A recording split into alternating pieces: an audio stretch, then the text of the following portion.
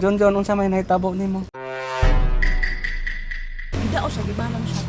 So ang amo lang. Gibara?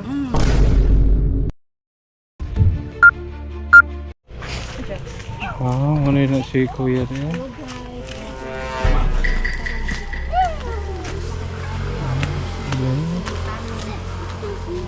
Liit lang ang bahay.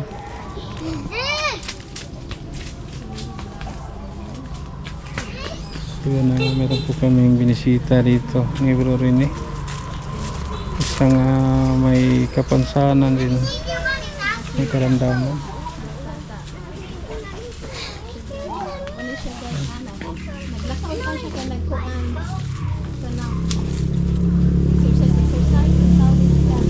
Siya si John, gwapong tao, may asawa, may mga anak dito sa Bourbon, Cebu. Dahil kapo sa pera, hindi nila naasikaso ang singaw sa kanyang mga gilagid at dila, kaya palalang palala na at nanghihina din ang kanyang mga tuhod.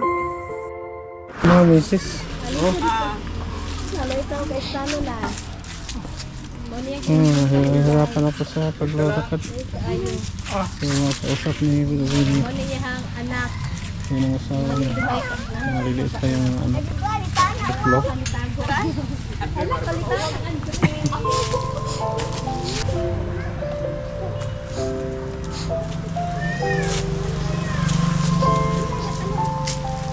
Hello guys, ngayon po ay dito kami sa Bourbon. So mayroon tayong kausapin dito. Ano po ay may karamdaman, may mga anak, so kausapin natin yung bahay nila. Sulod rami sa inyong gate.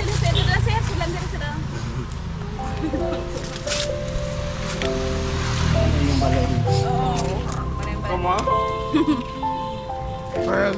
Payag ragid. Ano ba? Yung balay dito. Naamoy mga anak. Naatag ka na sa to.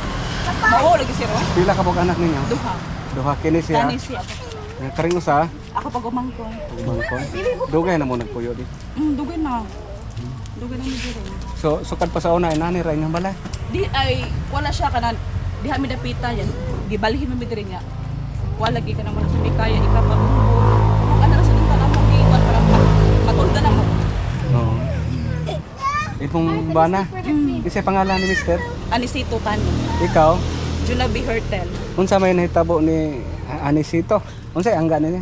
Junjun. John, unsa may nahitabo nimo? Yang luas lagi siya. Among Luas? Yan. Dugay na niyang luwas. Ang yang luas siya sir, magbalik-balik. Pero ang among kuan gyud nagpa-check up na sa doktor, wala man. So nag-ana mo nga ida o sa gibalang siya. So ang amo lang Gibarang? ang amo lang unta nami ka sugakon og ka sig adto sa kuan man number ko utan mi isag kwarta gyud. Matanong po sa pagpunta niyo sa doktor, pag-adto niyo sa doktor, unsa may mga laboratory test niya? Siya ha, tanan ihi, dugo. Yang wala jud, wala siya kuan gyud. Pero wala pod gikuan sa doktor nga luas ni mao ni temporary itambal ana. Naas yan, sakat man mi ato ni adto niya. Gikuan na siya tambal nga antibiotic. Nawala siya pero pila lang kabulan mo balik. So wala nyo gibalik po dito. Wala po, wala sa mi kwarta man. Basin mailisan. So wala mo kabalik dito. Wala gyud sir kay So wala. pila naman ni si John pila naman kaka simana nga na ginani standby. Dugay na ni siya sir oy. Sa wala pa ni iyang Ang luas na sir naguna na sa nagsunod na iyang tuhod nga di siya kalakaw. at tuhod po. Umalis mo siya lakaw. Ang tuhod po nimo. Kay magulog yan tuhod sir. Pero gi-examine po ni siya. Wala pa sa iyang tuhod Kay sir. basin siya kanang so unsa may trabaho ni John sa una sa wala pa ni siya gipamati. Kuan na siya sa una kanang waiter sa dito sa syudad mi siya nagtrabaho. Waiter ka sa una John. Oo. So sa to pa nahunong siya sa trabaho tungod siya gipamati. Wala pa pag-ari na niya diri sa amoa. Diri sa amoa ba nga nag-standby siya.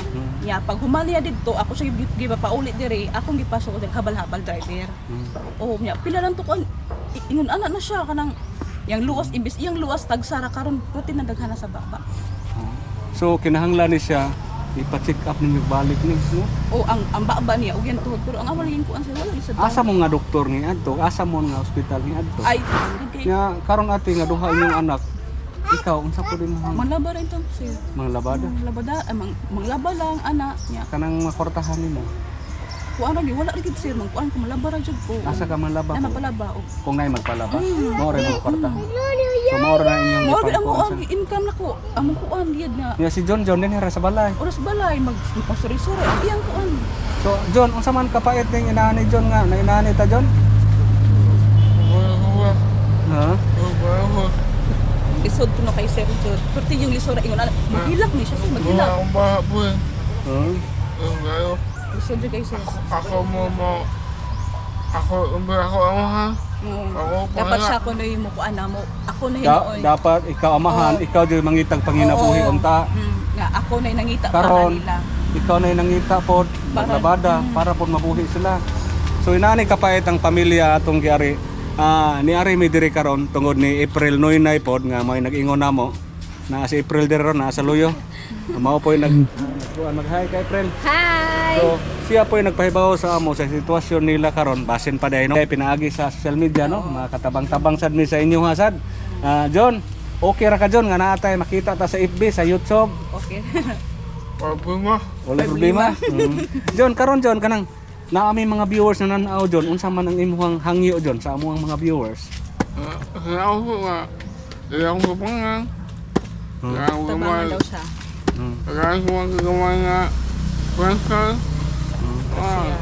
Financial John no, kay na kay mga anak. Agad taon sa Ya, pagbalik sa doktor no, iba kinahanglan gid ni Mrs. ibalik na rin sa doktor Mrs. kinahanglan siya sir. Okay, basig na. Ang tuhod lagi niya sir mang. Okay ra siya kay mukaon man siya mupugo siya kaon para sa iyang kan ba para magkaon siya sir magila. Sakit kay ikaw. Sakit man kay ikaw. Ay, nasa dila. Nasa dila. As dila gid niya. So ang problema nila, guys, wala na yang nabalik sa doktor dahil ang problema jud kwarta. So ni-ari mi diri karon para mahibawaan lang namo, Mrs.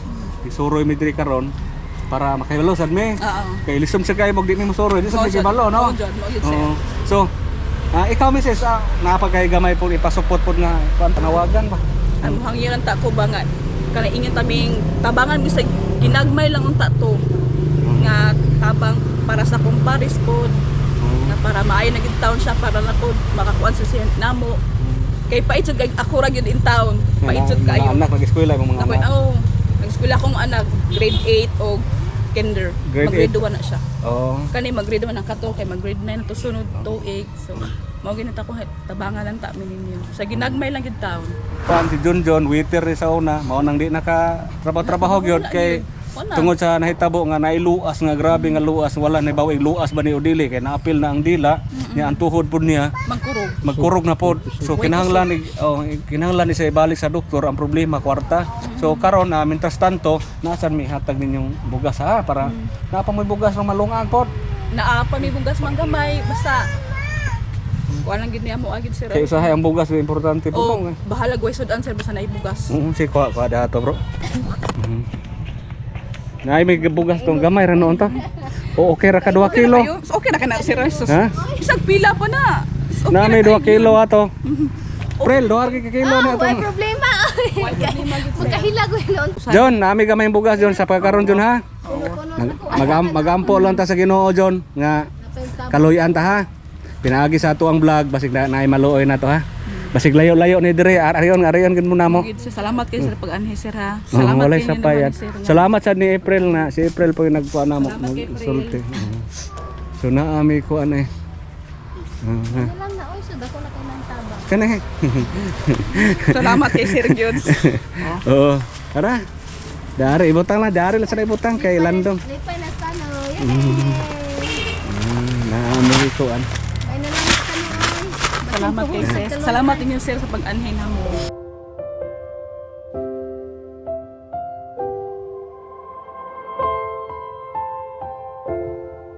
Bukod sa 25 kilos na bigas, bigyan ko kayo ng 3,600.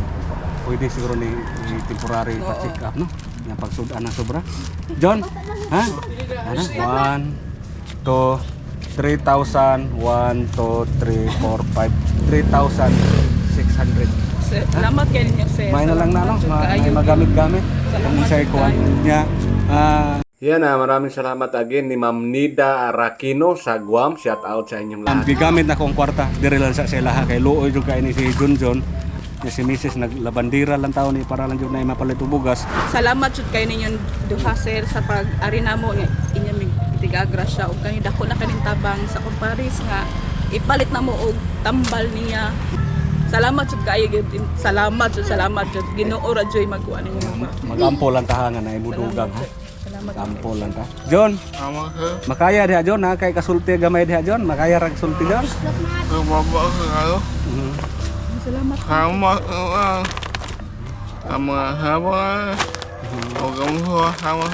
Magampo lang ta sa Ginoo John ha nga na imudugang-dugang ha.